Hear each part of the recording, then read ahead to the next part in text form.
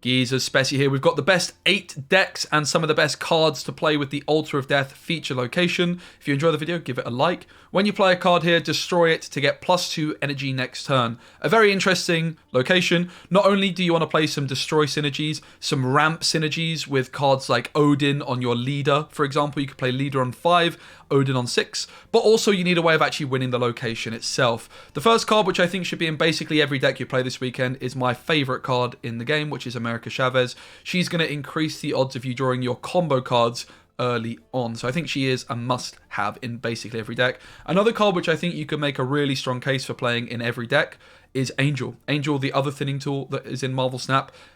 Obviously, when it destroys, it's going to fly out. Importantly, it's going to fly into the location the card was destroyed. So if you play a card into Altar of Death, not only is Angel thinning your deck, but it's also going to be giving you points there. Also, if you draw your Angel, it's actually not even that bad because you can just put it into the Altar of Death to get 2+ energy for the next turn. So I think I'm going to put Angel and Chavez in basically every deck that I play this weekend, or this next couple of days, I should say. So definitely worth considering Angel. Up next, Professor X on turn 2.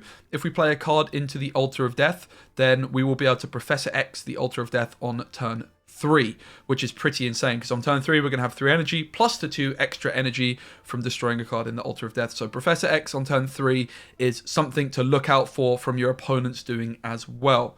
Up next we have Armor. Goes without saying, anytime there's a destroy location, Armor is going to be countering a lot of decks, and you can obviously counter your opponent's plays pretty heavily. If you do play an Armor and you're expecting your opponent to be playing a big card into the location, the Altar of Death, I would snap before playing the Armor if you have initiative. Bit of a pro tip there because you're going to get some cubes. The Hood is a no-brainer card, -2 points, and then you get the Demon. Happy days. Wasp and Yellow Jacket as well are going to be great cards to just dump in there for some free energy for the next couple turns. Sandman, a pretty underrated card in general in my opinion, but I think you can build some really interesting, unique Sandman decks over the next couple days. Often with Sandman, you Psylocke on turn 2 to play Sandman on turn 3, and that is when he is particularly amazing. But with this deck, you don't even need the Psylocke. On turn number 1, if you play your Angel, for example, into your Altar of Death, if it shows up, you can Sandman on turn 2. And if your deck is built around Sandman, and your opponent's decks are going to be, a lot of your opponents can be playing things like Deadpool, Lockjaw, Sera decks, Sandman is going to completely wreck those. Then just a couple cards of good ways of getting points into the Altar of Death. Jubilee and Vision. Any movement card like Captain Marvel, any card which is putting stats in like Squirrel Girl, Claw, Mr. Fantastic are also options. Let's have a look at the decks that I would suggest for the next couple days. Here's an Electro ramp deck. Again, you might want to put Angel in this deck. Could be a serious consideration, I do think. Electro, of course, is going to be a great option because if you play him into the Altar of Death, he's going to destroy himself. You're going to have an insane amount of energy, an insane amount of ramp after you Electro. You're going to have 6 energy on turn number 4. So you can just go straight for a Doom, a Leader, and then you can be Odining these cards later. You might want to add Magneto to this one as well. Still got Wave and Sandman in case you do miss your Electro. Of course, you can play your Sunspot or your Ebony Maw into the Altar of Death and then Sandman on turn number 2, which is quite a scary thought. Up next, we have an all-in Sandman deck. Again, experiment with maybe putting Angel in this one.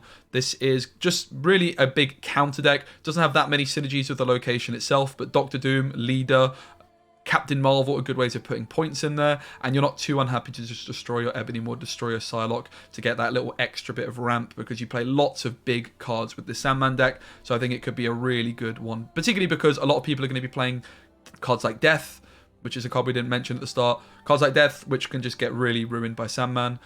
So definitely a really good option. Up next, we have a Deadpool deck. You might want to add Death to this as well. I've got that Angel in there, so perhaps instead of Hulkbuster, you could play Death. You might want to experiment with that, because if lots of people are destroying things, then Death is going to be really nice and cheap. Deadpool, you just can't really go wrong with, just being able to dump Deadpool into this location where things are dying. It's going to come back into your hand straight away. Forge is going to be a really good option with Deadpool as well. Nova, of course, helping it buff up. Angel and Chavez there for the thinning. And then on turn 6, you can go Deadpool plus Taskmaster for an insane amount of points. Up next, we have the turn 3 Professor X deck with Angel, the Hood, and Wasp as good ways of getting your Professor X value. You secure that lane, and then you can play things like Green Goblin, Spider-Man, and Destroyer to win another location. You might also want to consider Warpath for a few more points in this one instead of something like the Wasp or Green Goblin. I next have a Lockjaw deck. This is my M'Baku Lockjaw deck, which is going to be going up on my YouTube soon.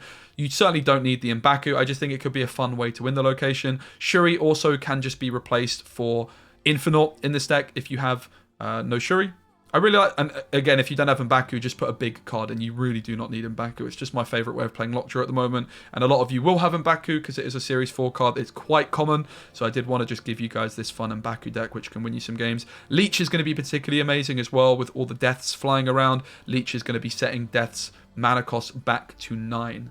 You can play Leech into the Lockjaw lane. You can cheat Leech out early with Lockjaw. Aero also going to be a really nice card, as well as Vision to win that altar. So I think this is going to be a very strong deck indeed. This is the all-in Shuri deck. This is going up on my YouTube channel a little bit later. The only thing I don't like about this list that I've built is maybe just a couple more 1-drops to try and get that Sandman down on turn number 2. Could be a really nice option. This is one of my favorite decks at the moment. What you can do with this is with the ramp, you can play Wong on turn 3, Shuri on turn 4, skip turn 5, and then suddenly on turn 6 you have a 20-point She-Hulk and a 20-point Taskmaster. Pretty insane. Up next we have Sera Surfer, which I think is going to be a very nice option with the fact that Brood can get points in there. Killmonger can deal with a lot of the sunspots that are probably going to be doing the rounds, as well as the demons, which are going to be very, very common. Shang-Chi could be an option, but you might want to replace that for another 3-drop of your choice. The double Spider-Man stuff still going to be very strong indeed. And there should be less Zabus doing the round, so I think Goose and Storm are going to be great options. Finally, we have what I believe to be one of the strongest decks in the game, and it should be incredibly good with this location. This is the Big Boy Zabu deck. The reason it should be so good is because of Jubilee. Jubilee and Absorbing Man can be played into the Altar of Death. If you play Jubilee and then you play your Absorbing Man, which is going to copy your Jubilee, you get 2 Jubilee players which can pull cards like Giganto, Infinite into the altar, really helping you to secure that location. You can do the double Spider-Man stuff, of course. Dracula can put a whole bunch of stats into there as well. Rock side, maybe not as good with the Altar of Death, because giving your opponent a rock, they just can put the rock into the Altar of Death. So maybe you want to consider playing Rock side. A lot of you are going to be like, I don't have Shuri Speci, what can I do? You can play any 4-cost card of your choosing. Shuri, she is very broken, but you certainly do not need her for this deck to be very, very strong indeed. She was actually the last card I put into this deck. So these are my decks for the featured location.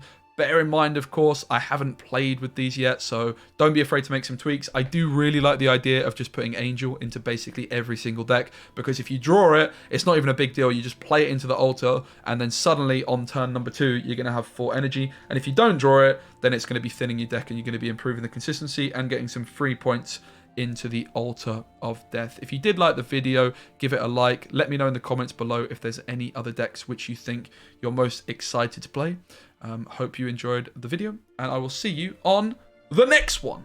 See you later, alligator. I'm just, honestly guys, I'm not even gonna lie, it's like almost an 8-minute video, so I'm just stalling and I get more ads. Safe. Bye.